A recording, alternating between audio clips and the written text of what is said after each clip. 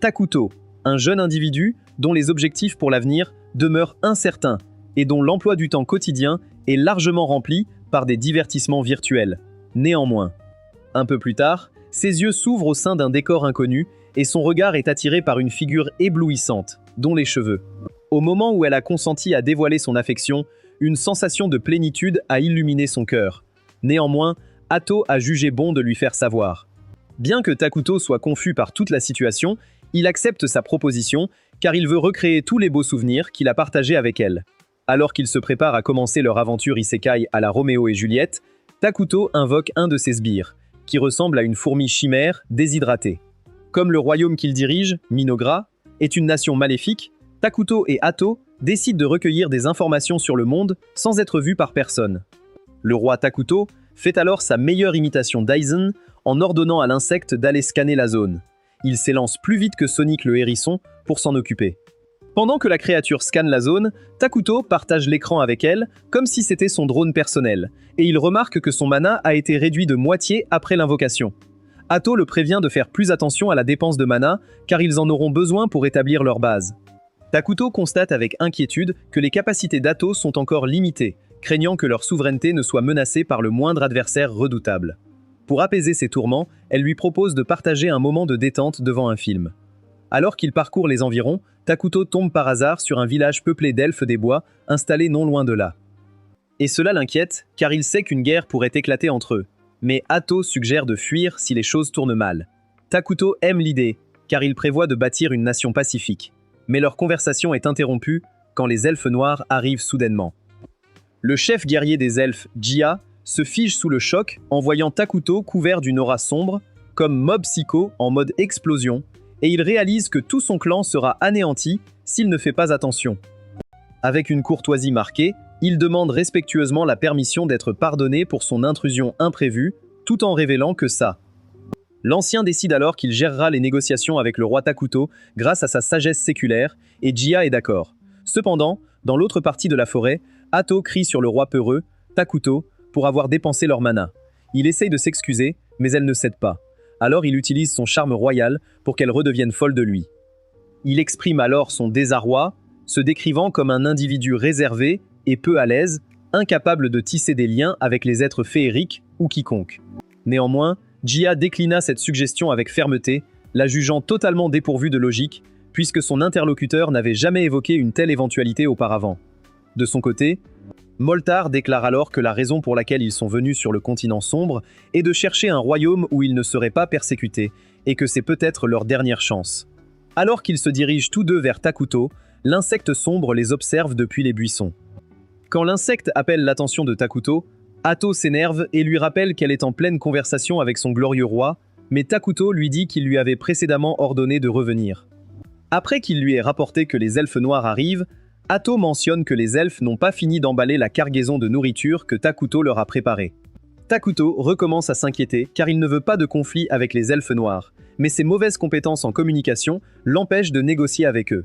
Cependant, sa fidèle admiratrice, Hato, propose de prendre en charge les négociations pour lui, affirmant que cela montrera aussi sa majesté de roi. Alors il accepte de la laisser s'en occuper. Cette nuit-là, Jia et Moltar s'inclinent devant l'empereur des ténèbres, et Moltar lui exprime sa gratitude pour avoir nourri son peuple.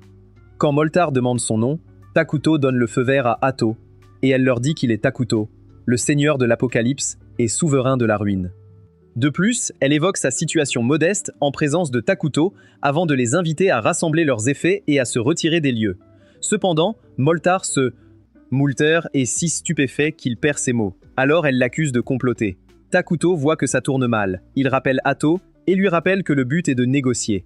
Mais elle suggère de les massacrer pour éviter qu'ils ne gênent Takuto. Takuto veut une relation mutuellement bénéfique et accepte une offre pour les rassurer. Hato informe les elfes que le roi accepte, et Moltar le remercie. Takuto trouve étrange que le vieil homme craigne un piège à cause de leur alignement démoniaque.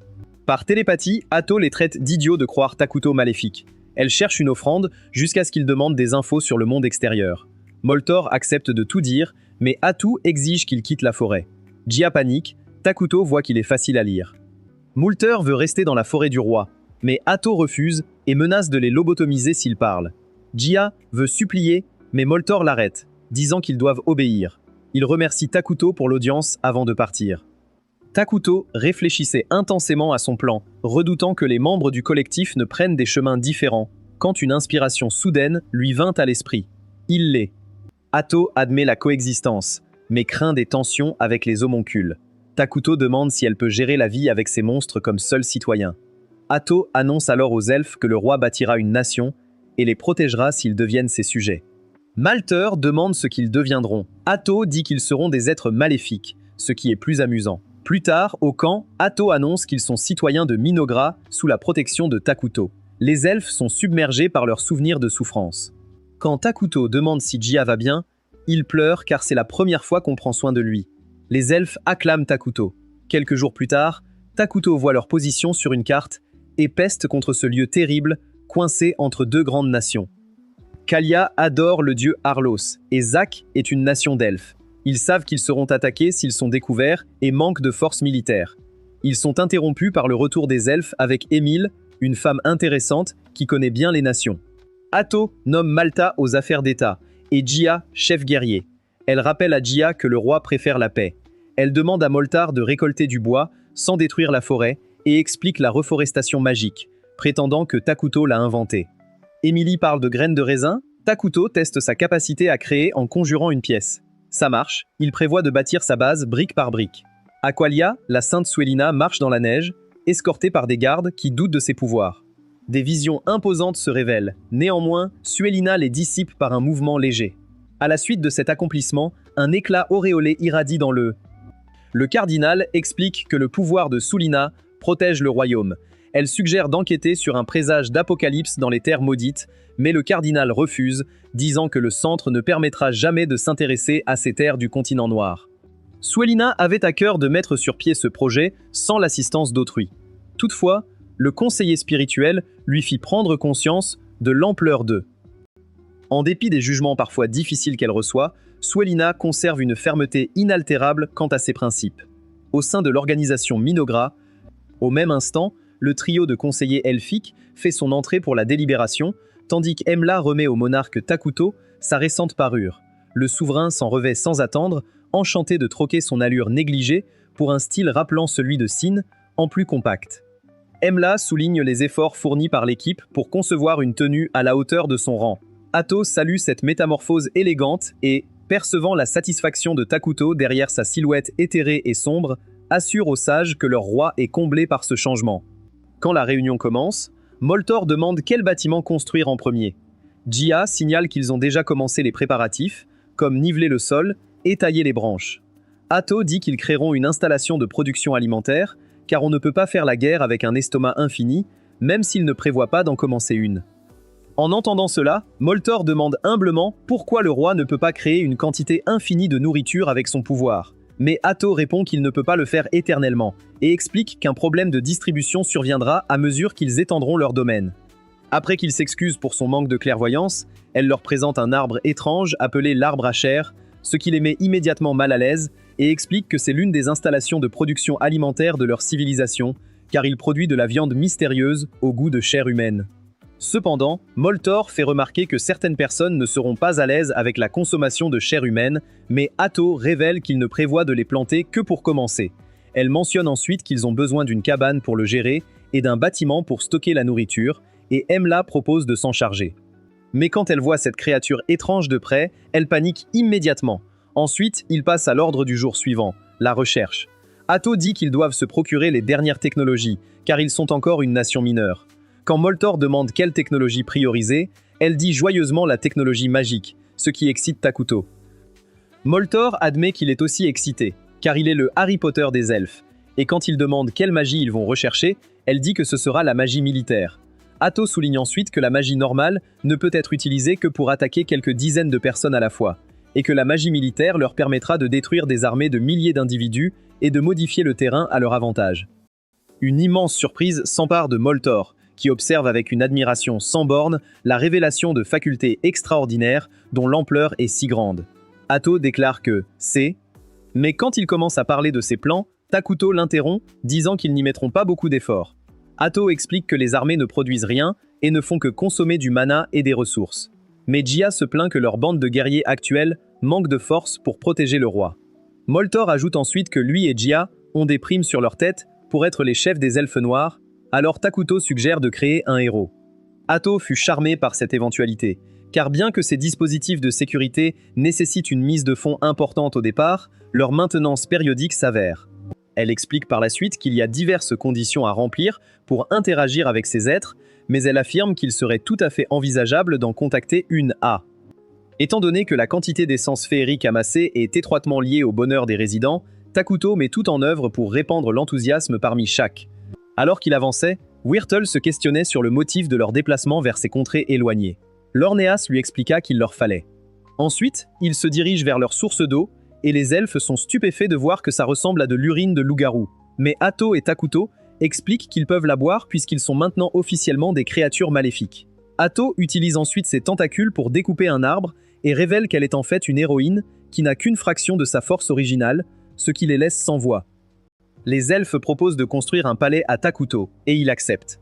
Alors que les chevaliers traversent la forêt, Wirtle félicite Lorneas d'avoir engagé un bon groupe de mercenaires. Mais Lorneas dit qu'il a eu de la chance, car la plupart des mercenaires sont actuellement au nord, participant à ce qu'on appelle la perturbation du Nord. Apparemment, des barbares sont soudainement apparus dans la province nord du Saint Royaume de Kalia et ont pillé des villages, causant d'énormes dégâts. Le Saint et l'armée ont été envoyés pour maîtriser la situation, mais la perturbation ne montre toujours aucun signe d'apaisement. Un des mercenaires, nommé Bargo, dit alors au duo qu'il n'est pas allé au nord, même si ça paie beaucoup, car il y a une sorcière là-bas. Cependant, Wirtle change de sujet en soulignant qu'il se dirige vers le sud, vers les terres maudites, et le met en garde. Cependant, quelque part dans la forêt, une sorcière encapuchonnée les attend. Plus tard cette nuit-là, les guerriers se détendent dans une cabane, et Lorneas interroge Bargo sur cette sorcière. Mais Bargo dit que ce ne sont que des ouï-dire, et que les gens disent que l'agitation au nord a été causée par une sorcière. Cependant, Lorneas dit que son histoire est invraisemblable, car une seule personne n'aurait pas pu causer un tel tumulte alors qu'ils y ont envoyé leur saint surpuissant. Mais quand Bargo essaie d'expliquer, Wirtle lui dit de couper court aux discussions déprimantes. Quand Bargo lui dit qu'il boit trop, Wirtle se défend en citant une de leurs règles. On peut se détendre après le travail. Mais Lorneas explique que la règle signifie en fait qu'ils devraient passer du temps avec leur famille, pas boire comme des ivrognes. Bargo demande alors à Lorneas si la raison pour laquelle 2 chevaliers sacrés ont été envoyés enquêter sur les terres maudites est une affaire de sorcière. Mais Wirtle explique que les supérieurs sont juste inquiets car ils ont entendu dire que c'est là que les elfes noirs se sont installés. En entendant cela, Bargo dit qu'il est juste de garder les elfes noirs sous contrôle, car ils sont doués pour les malédictions et les assassinats. Et Lorneas ajoute qu'ils pourraient retourner leur lame contre eux s'ils gagnent du pouvoir en se cachant. Wirtle dit à Lorneas de se calmer, car ils n'ont été envoyés que pour enquêter cette fois, et ils peuvent juste s'enfuir si les choses deviennent dangereuses. Mais Lorneas soutient qu'ils devraient exterminer le mal s'ils le trouvent, puisqu'ils sont des avant-gardes divines. Cependant, Wirtle lui rappelle qu'ils ont tous des familles, et affirme que c'est une bonne raison de ne pas mourir. Il se lève alors et motive les hommes à boire plusieurs autres tournées de whisky, car ils se dirigent vers le continent des ténèbres le lendemain. Pendant ce temps, tous les elfes sont rassemblés dans la forêt, et Émile exprime sa confusion quant à la raison pour laquelle le roi les a tous convoqués. Mais Moltar lui dit de se taire, car le spectacle est sur le point de commencer. Takuto canalise alors son énergie intérieure vers la végétation fascinante qui les entourait, métamorphosant chaque espèce en une structure inédite, dont les. Puisqu'ils peuvent désormais produire des unités en toute sécurité, Takuto dit qu'il est temps de commencer l'invocation de héros, car avec 2 héros à leur côté, ils peuvent être assurés de leur force de combat. Quand Atto demande qui il compte invoquer en premier, Takuto dit qu'il commencera par Isla, la reine des insectes.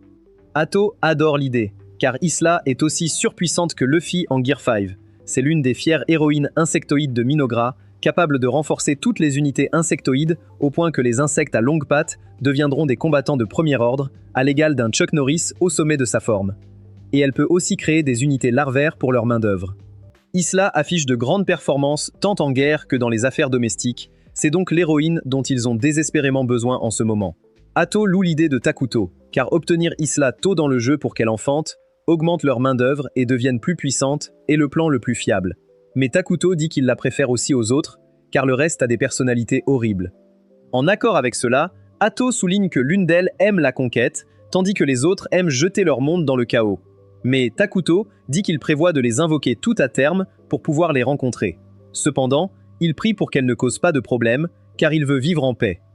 Le lendemain matin, les chevaliers tombent sur un géant des collines, et Lornéas essaye de donner un ordre aux mercenaires. Mais Wyrtle l'interrompt, disant qu'il s'en occupera lui-même, car ils n'ont pas le temps d'être retardés ici.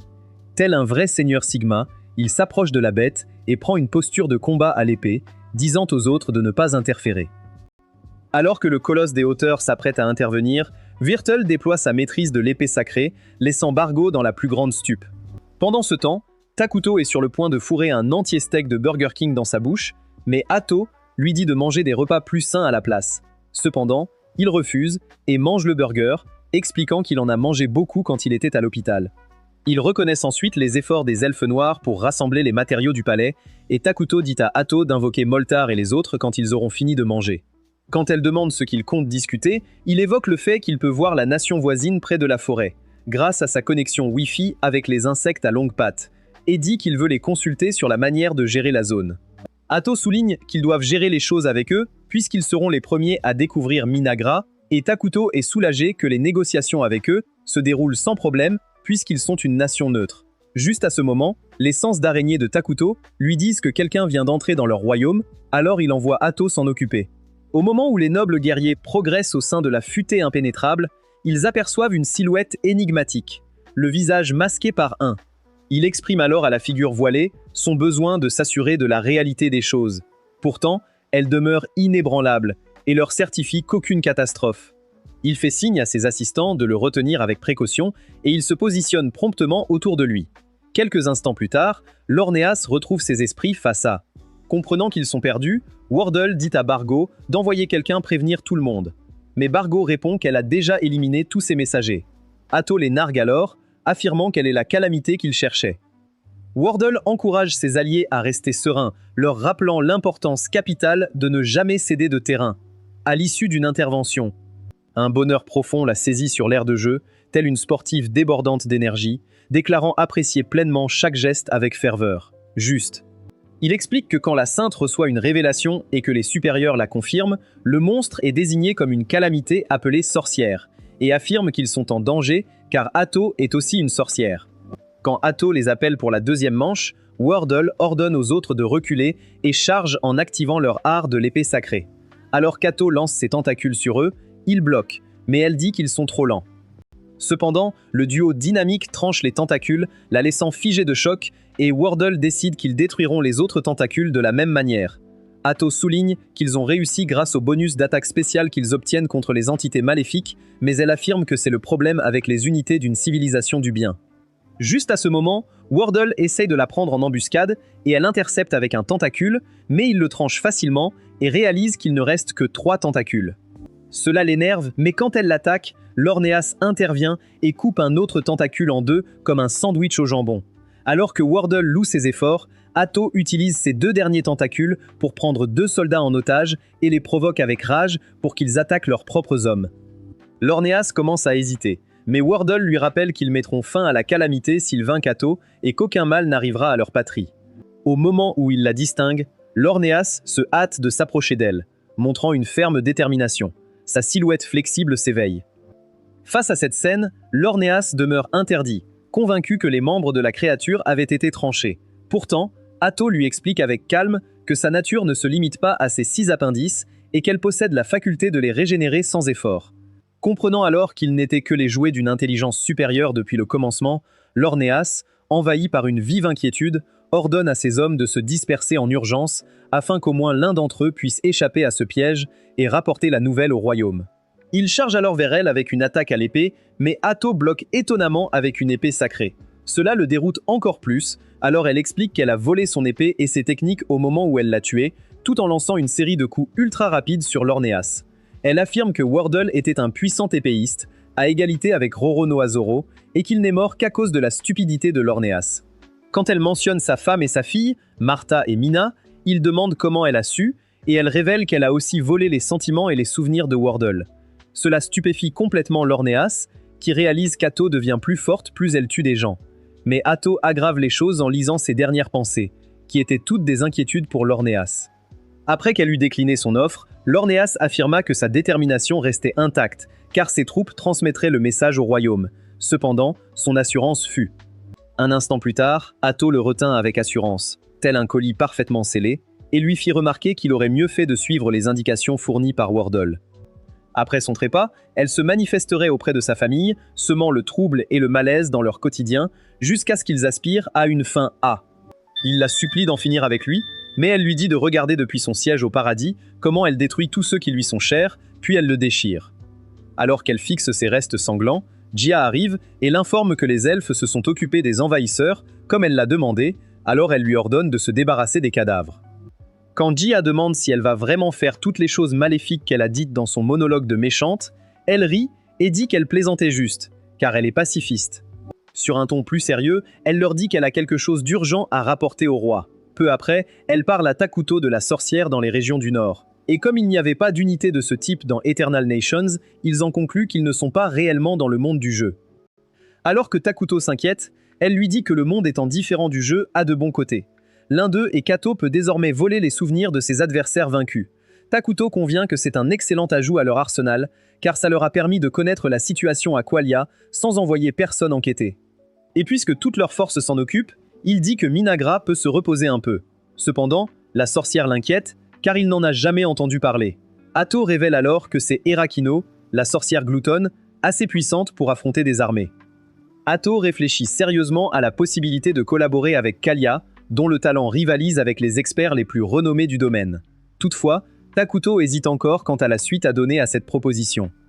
Peu après, Takuto et Atto sont fous de joie en contemplant le palais nouvellement achevé. Et en entrant, Atto dit que c'est là que leur monde commence vraiment.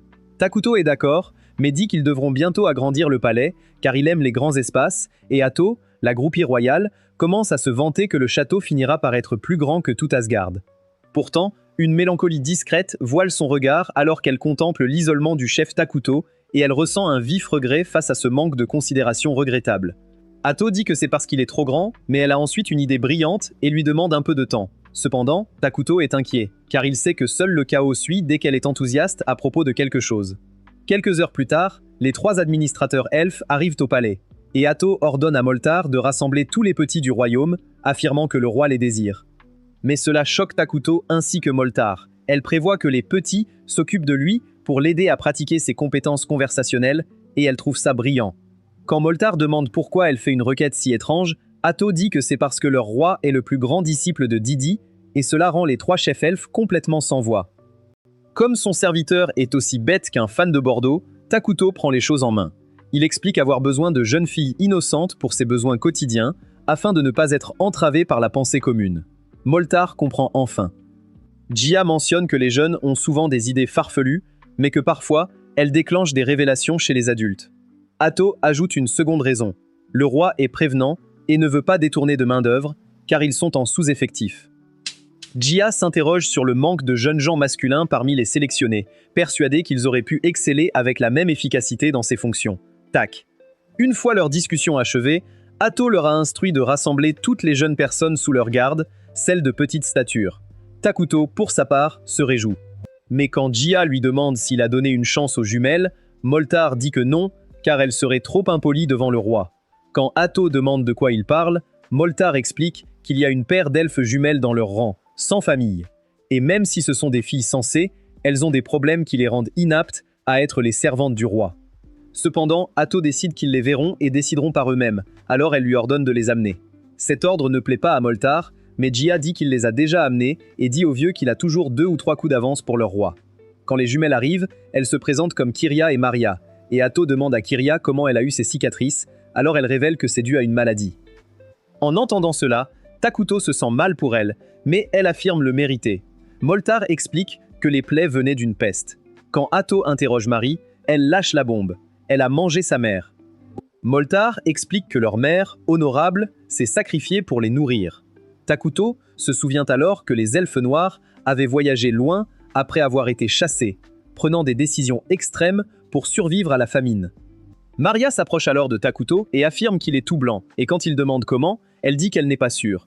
Quand il lui demande si elle veut s'occuper de lui, elle accepte joyeusement et il la prévient que ce ne sera pas facile. Mais elle insiste pour le servir, alors il la nomme officiellement candidate à la direction de Mainagra.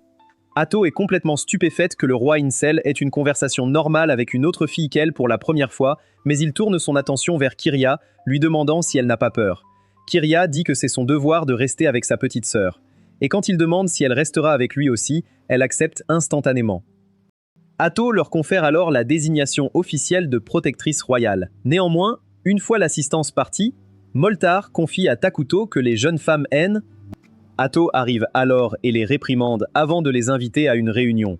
Pendant la réunion, Emily, la chef de la construction, rapporte que son équipe a achevé le palais et qu'ils peuvent commencer une nouvelle installation, car ils ont beaucoup de ressources.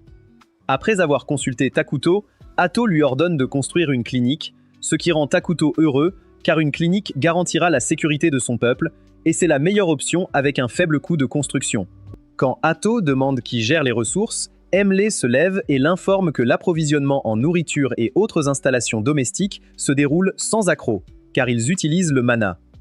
Ensuite, elle appelle le chef de la recherche, Malt, qui se lève, et l'informe qu'il a achevé la recherche sur la magie militaire. Et même s'il est le seul à pouvoir l'utiliser pour le moment, il promet que les subordonnés l'utiliseront après un entraînement. Atto décide qu'il est temps de passer à leur prochain plan de magie militaire et aux 6 éléments majeurs de l'arbre magique. Après la réunion, les jumelles demandent à Takuto pourquoi il ne les a pas tuées pour leurs erreurs, même s'il est maléfique. Il explique qu'il peut être gentil avec elles, parce que les méchants peuvent faire ce qu'ils veulent. Takuto leur fait remarquer qu'elles ont parfois fait des erreurs exprès et leur rappelle que leur mère les a gardées en vie parce qu'elle les aimait. Il leur conseille ensuite de vivre librement et elle pleure enfin pour la première fois dans ses bras. Peu après, Atto arrive et l'informe qu'une ville nommée Dragontan est attaquée par des monstres, et Takuto décide de former un partenariat avec eux.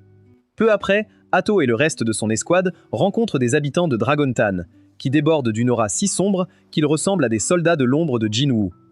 La chef de la ville, Tanaka, dit à ses hommes de ne pas les attaquer par peur, et Atto dit à Jia de garder le reste de l'équipe en attente. Tanaka réalise que ses hommes se feront massacrer si l'impasse continue. Mais juste au moment où Atto s'apprête à utiliser ses tentacules sur eux, un garçon joyeux nommé Pépé l'interrompt et lui demande son nom. Alors qu'ils traversent la forêt, Atto dit qu'elle est surprise qu'ils aient demandé à voir son roi, car ils ont eux-mêmes envoyé une délégation à Dragontan, et Tanaka réalise que c'est la raison de leur rencontre. Pépé révèle ensuite que lui et son escouade ont vécu de nombreuses aventures en chemin. Et tandis qu'il raconte ces histoires sans fin, Tanaka explique à Atto que c'est un idiot.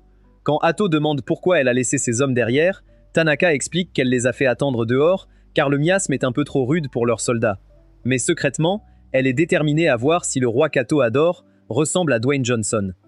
Quand ils arrivent au palais, Atto les présente au roi et Tanaka craint d'être fichu car il ressemble à quelque chose sorti d'un film d'horreur des années 90. Plus tôt, Pépé avait utilisé la magie des plantes pour abattre un géant des collines et s'était tenu dessus, se vantant de ses compétences écrasantes. Alors que les gens le regardaient, le monstre s'est soudainement relevé et a tenté de l'écraser comme l'insecte qu'il est. Mais heureusement, Tanaka est arrivé et a utilisé un sortilège végétal plus puissant pour ligoter le monstre, créant une opportunité pour les guerriers de le vaincre. Tanaka a ensuite commencé à réprimander Pépé. Mais quand l'idiot l'a appelée grand-mère, elle lui a donné un coup sur la tête avec son bâton et lui a rappelé qu'elle était toujours jeune et en pleine forme à 200 ans. Elle lui a ensuite conseillé d'agir davantage en leader, car il est le plus jeune porteur de bâton de la ville, et l'a informé qu'il se dirigeait vers les terres maudites, car ils avaient reçu des signes de l'apocalypse venant de là.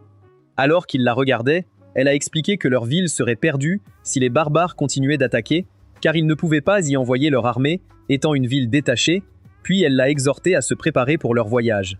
De retour au présent, Tanaka regrette d'avoir emmené un jeune comme Pépé dans un endroit si dangereux, mais Pépé se présente joyeusement comme s'il parlait à un autre incel et lui demande de devenir son ami.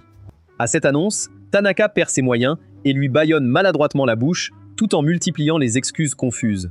Pourtant, Takuto se réjouit ouvertement de cette nouvelle amitié, exultant de joie. Atto le félicite chaleureusement pour ce lien précieux, suscitant les acclamations enthousiastes de tous les elfes qui célèbrent l'événement comme une victoire mémorable. De son côté, Tanaka reste interdite, totalement décontenancée par cette scène surréaliste qui se joue sous ses yeux. Peu après, ils prennent tous le petit déjeuner et Kuria sert une boisson à Tanaka. Immédiatement, elle la goûte. Elle panique à cause de son délice et Atto explique que Minagra a la boisson la plus délicieuse du monde. Pépé, qui apprécie aussi la boisson, demande ce que c'est et Maria répond que c'est du jus de pomme. Il en demande un autre et commence à harceler les elfes avec des questions aléatoires. L'idiot sans cervelle montre ensuite sa magie à la table intérieure en faisant signe à Takuto. Takuto observe alors la profonde dissemblance qui le caractérise par rapport à son vis-à-vis et il perçoit qu'il éprouve des difficultés à nouer des dialogues aussi spontes. Tous sont sous le choc, mais Pépé accepte aussitôt. En jouant, Taekuto s'amuse pour la première fois. Après une partie de Mancala, Pépé demande à Taekuto de leur vendre le jeu, et Tanaka craint qu'il ne dépasse les bornes. Mais Takuto accepte aussitôt, car il veut établir un commerce ouvert. Quelques heures plus tard, Hato demande à Tanaka pourquoi elle est venue.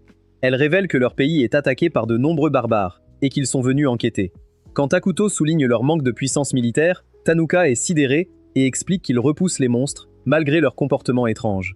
Hato convient que c'est trop problématique. Tanuka ajoute qu'ils ont envoyé 2 de leurs plus puissants porteurs de bâtons enquêter. Cependant, Pépé lâche que leur ville périra s'ils n'arrêtent pas les monstres, ce qui exaspère Tanuka. Mais Hato l'assure qu'ils ne leur feront pas de mal, car ils sont une nation pacifiste.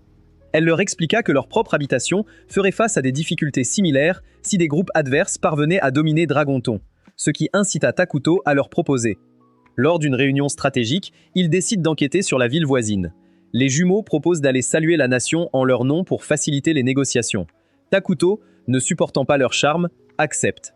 Après, Hato se montre rancunière envers Takuto pour les avoir choisis eux. Alors il utilise ses tactiques royales de Rize pour faire exploser son petit cerveau. Peu après, Takuto emmène les jumeaux à la clinique et leur présente une nouvelle unité qu'il a acquise pour les garder durant leur voyage. Les gardes commencent à flatter Takuto et se mettent à genoux pour lui demander des ordres. Hato, la plus habile des courtisanes, choisit alors de les intégrer à son équipe. Takuto explique qu'il les a formés en prévision de jours difficiles, les tenant prêts à intervenir avec une précision exemplaire. Lorsque Karia s'interroge sur leur identité, Takuto les décrit comme des experts en soins, capables de guérir les maux et de restaurer la santé, tout en étant parfaitement préparés à défendre ceux qui les entourent. Hato informe les médecins que leur tâche est de protéger les jumeaux vers Dragonton et d'observer la culture et l'état de cette terre. Cela excite les médecins bizarres au point qu'ils s'enthousiasment et promettent d'accomplir parfaitement la mission en faisant des pauses de Jojo. Puisque les médecins agissent avec énergie, Takuto pense que c'est une occasion pour lui de faire quelque chose de royal. Alors il dit aux médecins qu'il leur donnera des noms humains comme récompense pour avoir protégé les filles. Il les nomme Ichiro, Jiro et Saburo, ce qui les rend si excités que leur cerveau étincelle. Contrairement au jeu des mots éternels, les unités de ce monde ont des personnalités distinctes, obsédées par les humains. Takuto nourrit la certitude que le plein épanouissement des capacités individuelles constitue le moteur essentiel de la réussite collective. Cependant, une tournure inattendue survient dès lors que les mystérieux personnages au visage dissimulé entrent en scène pour mener leur projet. Ailleurs, une élue locale aux cheveux clairs, Madame Lisa, exprimait sa lassitude face à ses fonctions.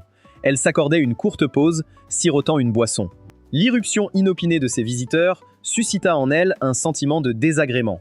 Elle chargea ensuite son assistante de guider les visiteurs vers elle. Cependant, en percevant l'attitude des soignants, une inquiétude la saisit, et elle juge que ses compagnons ont agi avec imprudence en S. Quand ils attirent son attention, elle s'excuse et dit qu'elle pensait qu'ils seraient venus plus tôt. Mais elle sent que quelque chose se passe avec ces elfes noirs, car ça n'a pas de sens que des jeunes soient envoyés comme émissaires. Elle se souvient que Tanuka lui a dit que les jumeaux sont des candidats que le roi éduque pour devenir les futurs dirigeants de Minagra, et cela la choque tellement qu'elle manque de sauter de sa chaise. Lisa était consciente que la moindre maladresse de sa part pourrait engendrer des tensions dans leurs échanges, étant donné le grand prestige de ses deux interlocuteurs. Avec un soupçon D, il précise qu'il s'agit d'étudiantes venues explorer les coutumes d'un pays différent, un prélude à des collaborations harmonieuses ultérieures. Il l'ex. Pendant leur patrouille, Lisa s'amuse avec les filles. Takuto, qui les observe depuis son palais, est ravi. Après des heures de visite, Lisa leur dit au revoir. Les filles concluent que c'est une personne gentille. Peu après, elles se retrouvent à table pour discuter de leur découverte. Maria remarque que les habitants semblent affamés.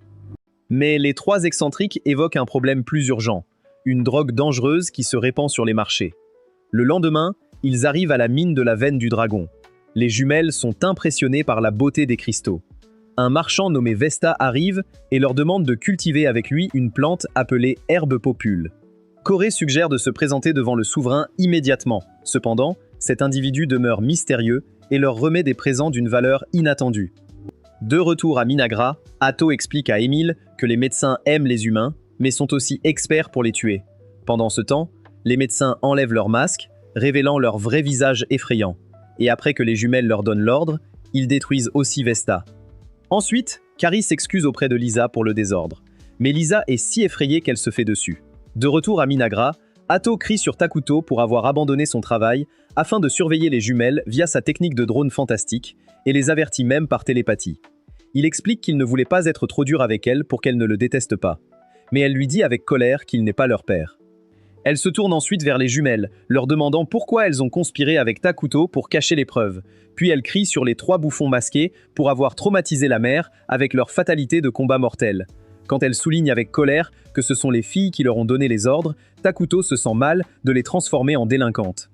Mais elle poursuit sa tirade en rappelant qu'elle leur a donné des avertissements supplémentaires avant le voyage pour qu'elles respectent au moins les bonnes manières. Et elle leur dit à tous de purger leur peine en expliquant les jeux d'appel. Des heures plus tard, tout le monde se réunit pour discuter de Dragontan. Takuto commence à gâter les jumelles, ce qui les fait crier à nouveau. Voyant cela, le trio d'elfes lui conseille de se calmer pour se concentrer sur les sujets importants de la réunion, et elle accepte. Quand Malter demande aux filles si leur rapport d'enquête est exact, elle confirme que oui, et dit que le roi l'a aussi examiné. En lisant le rapport, Malter affirme que la ville est troublée. Émile ajoute qu'il manque de ressources pour maintenir l'ordre et que la criminalité est en hausse. Atto mentionne ensuite qu'ils subissent aussi des attaques de barbares.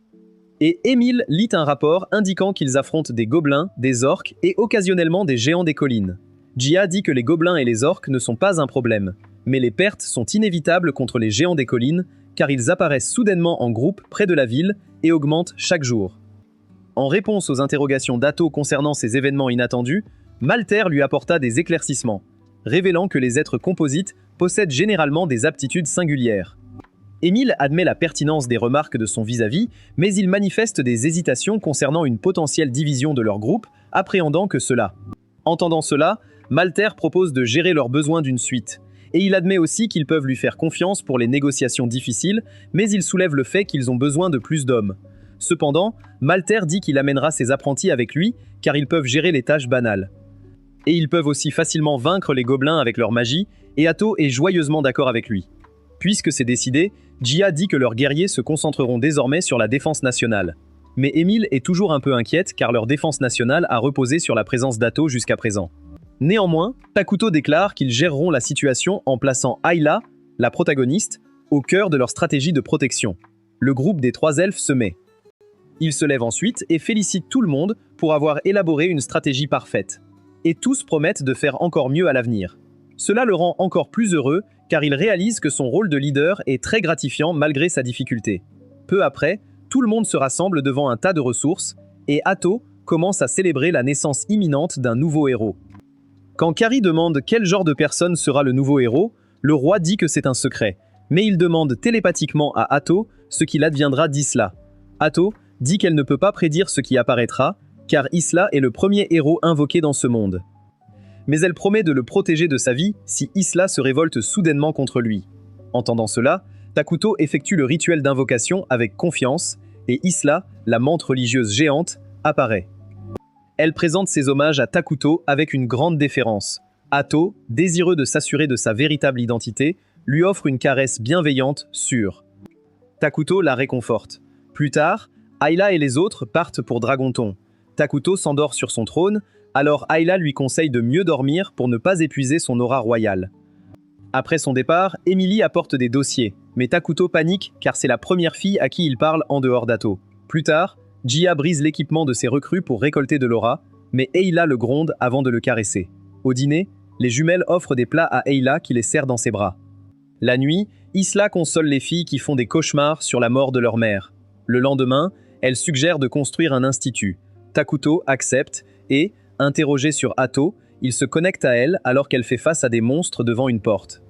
Atto déploie ses capacités cachées et met hors d'état de nuire les êtres perturbateurs, laissant Lisa un peu déconcertée. Atto lui confirme que tout est résolu et... Atto est triste car son roi lui manque. Plus tard, alors qu'elle se repose, on lui apporte du thé. Cela surprend Moltar, qui pensait que les gens auraient peur d'eux, mais il reconnaît que Pépé a facilité les choses. Quand Atto a montré ses tentacules, Pépé a dit qu'elle ressemblait à une pieuvre, ce qui a rassuré tout le monde. Il change de sujet et lui confie Dragonton avant de repartir. Moltar demande à Atto si elle vole bien les capacités des barbares, ce qu'elle confirme avec dédain. Moltar dit que le roi sera ravi. Atto s'imagine déjà les compliments de Takuto. Soudain, il ressent une présence dangereuse, mais ne voit qu'un seul géant des collines, ce qui les stupéfie. Atto entreprend un examen minutieux, cependant Moltar ne perçoit aucun indice de pouvoir mystique. Atto souhaite ardemment élucider cette énigme afin de retrouver le chemin vert. Atto refuse, affirmant pouvoir gérer seule. Elle fonce vers le monstre sous le regard inquiet de Lisa. Moltar la rassure, affirmant qu'Atto va facilement détruire la créature, et décide de se joindre au combat. Il lance un sortilège empoisonné, et Atto tranche le géant en deux. Le corps disparaît et laisse des pièces d'or.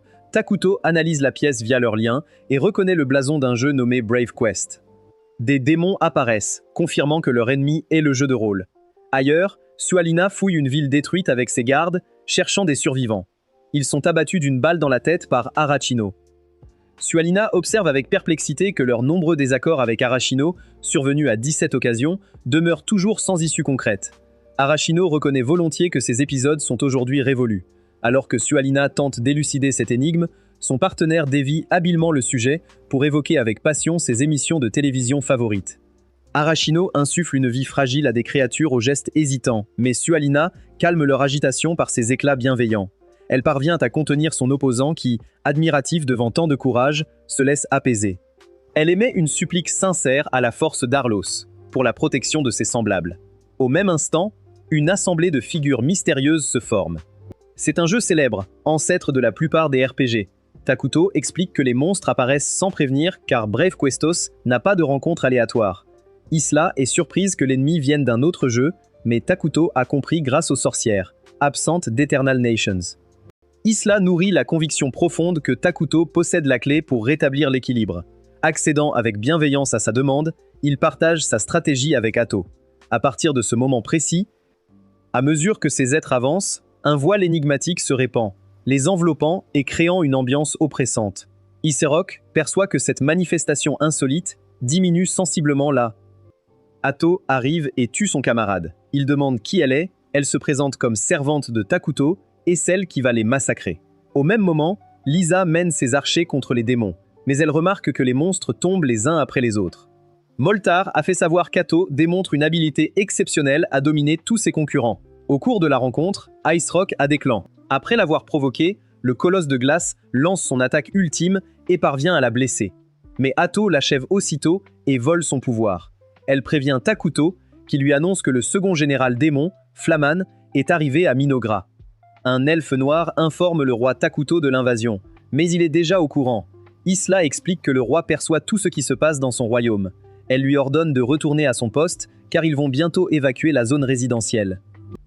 Les petites voyageuses interpellent Takuto, incertaines du cap à prendre. Néanmoins, leur protectrice céleste, une présence bienveillante et protectrice, Takuto fait le point sur ses forces. Isla, Jia, les mangeurs de cerveau et les larves d'Isla. Ayla explique que ces larves peuvent combattre grâce à sa présence, regrettant de ne pas en avoir produit plus. Takuto dit que ça n'a plus d'importance. Les filles la remercient et l'enlacent. Emma confirme que les individus sont désormais à l'abri. Takuto exprime sa reconnaissance envers elle. Jia transmet à Takuto son appréciation de la partie opposée. Tak. Au-delà des figures légendaires bien connues, telles que les géants et les lutins, il avait également distingué des apparitions singulières qu'il n'avait jamais rencontrées. Ayla demande des précisions sur leur plan d'action. Un sourire plein d'assurance éclaire son visage, car il brûle d'envie de prouver la pertinence de leur conception. Isla jure d'être à la hauteur. Takuto l'avertit de se méfier des mécaniques de jeu de rôle. Elle promet d'être prudente, dit au revoir aux jumelles et s'envole. En forêt, les démons mènent les monstres. Un démon en armure demande pourquoi ils se sont séparés d'Iserok. Son collaborateur manifeste des doutes sur la pertinence de cette initiative et craint que leur responsable ne cherche à contrecarrer les desseins du souverain. Il souligne que, alors qu'il tente d'expliquer, les larves éclatent hors de son corps et les attaquent. Les démons de feu ripostent en ordonnant la retraite. Mais Ayla arrive soudain et les traite d'imposteurs. En un clin d'œil, elle les dévore tous, mais se plaint qu'ils ont le goût d'une pizza froide. Flaman arrive et demande qui elle est. Elle se présente comme la Hokage des cafards, et il se présente comme l'un des 4 généraux démons, tout en manipulant ses flammes. Elle est ravie, car elle veut infliger au général le même sort qu'à Ice Rock. Flamon n'est pas inquiet de la mort d'Ice Rock, le plus faible des généraux. Quand il se moque de Takuto, Ayla le traite de déchet et le combat commence. Flavian projette une impulsion de chaleur intense vers la figure féminine dotée d'elle, mais elle la déjoue par un mouvement d'une rapidité exceptionnelle. Isla renvoie ses flammes et demande pourquoi il attaque leur nation. Elle détruit les monstres avec ses larves et tente de frapper Flaman, mais il chauffe le sol. Il charge avec un coup de poing enflammé, mais elle bloque avec sa pince. Flaman avoue être jaloux, car ils servent leur roi par choix, contrairement à lui. Elle le traite de marionnette. Furieux, il active son attaque ultime. La reine des cafards se protège dans un cocon. Il spamme ses lances de feu jusqu'à épuisement. Elle le lacère au ventre et l'achève. Soudain, la communication coupe et les jumelles apparaissent dans la forêt, paniquant Ayla. Au palais, Takuto est surpris par leur disparition soudaine. Il tente de les contacter, mais reçoit un message d'erreur. Il se demande ce qui se passe et se souvient du sourire de Flaman avant sa mort. Isla ordonne à ses larves de protéger les jumelles. Elle ressent une force mystérieuse et s'enfuit dans les buissons. Isla appelle les dévoreurs de cerveaux, sans réponse. Elle porte les filles et s'envole pour les mettre en sécurité. Les deux protagonistes se font face à nouveau au point de départ, et Flaman, manifestant une confiance inébranlable, affirme avec le sourire que leur dénouement est désormais scellé. Isla, totalement désemparée, s'interroge, car son intervention passée aurait dû, selon toute logique, entraîner sa disparition. Elle cherche à porter un nouveau coup, mais une barrière impalpable bloque instantanément sa tentative.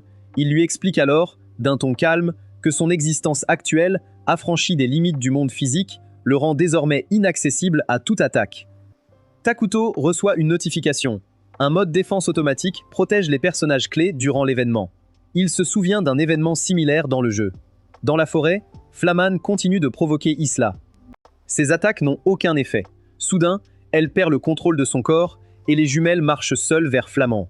Ayla tente de les arrêter, mais son corps est paralysé. Elle saisit alors que cet enchaînement d'événements découlait naturellement de la structure même du système en place, tout comme Takuto l'avait anticipé lors de leurs échanges. Par la suite, Flaman précise que Flaman envoie un message à un joueur qui lui a promis la liberté. Il insulte Takuto, le traitant de joueur médiocre. Par pure rancœur, il décide de détruire les jumelles. Isla le supplie, mais il déclenche une explosion massive. Autrefois, les jumelles admiraient leur nation depuis un arbre. Maria avait les yeux rivés sur le disque lunaire et son esprit explorait à nouveau les observations de Takuto sur la manière dont la pureté de l'astre céleste manifeste. Dans le présent, les jumelles se réveillent et voient Isla à moitié brûlée, sacrifiée pour les protéger. Elle hurle de peur. D'une voix faible, elle les rassure, mais elle pleure et appelle le roi à l'aide.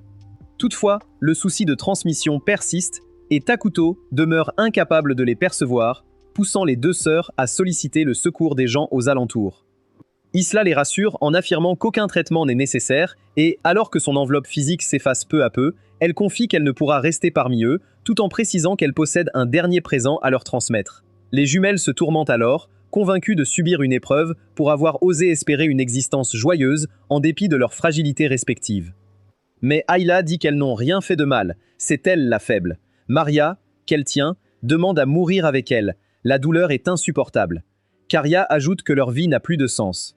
Ayla arrache son cœur, leur demandant de le manger, sa dernière volonté. Cependant, cette épreuve ravivait en elle la mémoire de leur génitrice, dont le départ s'était déroulé de manière analogue. Submergée par elle, Atto ressent soudainement la mort d'Ayla et entre en mode crash, ses tentacules s'agitant sans contrôle. Calme enfin, elle dit à Moltar qu'Ayla est morte.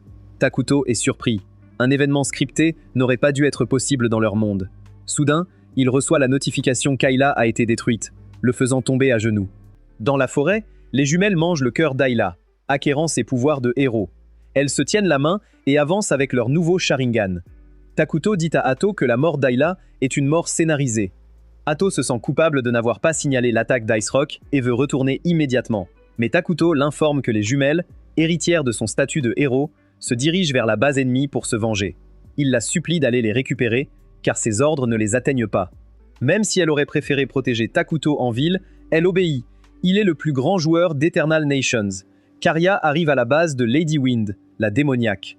Maria danse devant Old Mechanic, général de la Terre. Sans lever le petit doigt, Karia utilise sa malédiction pour anéantir Lady Wind et son armée. Le spécialiste averti, dont l'esprit foisonnait d'idées, s'appliquait à guider l'élan de Maria. Cependant, la somme des... En activant leurs 6 yeux, le seigneur démon leur demande si elles croient en Dieu. Elles répondent à l'unisson que non. Ils se couvrent d'une barrière sombre, déclarant qu'elles ne pourront pas les gratigner. Les filles la brisent facilement. Cela le déroute. Sa barrière est impénétrable aux attaques physiques et magiques, et seul un héros peut l'annuler. Il lui avait été promis qu'aucun héros n'existait ici.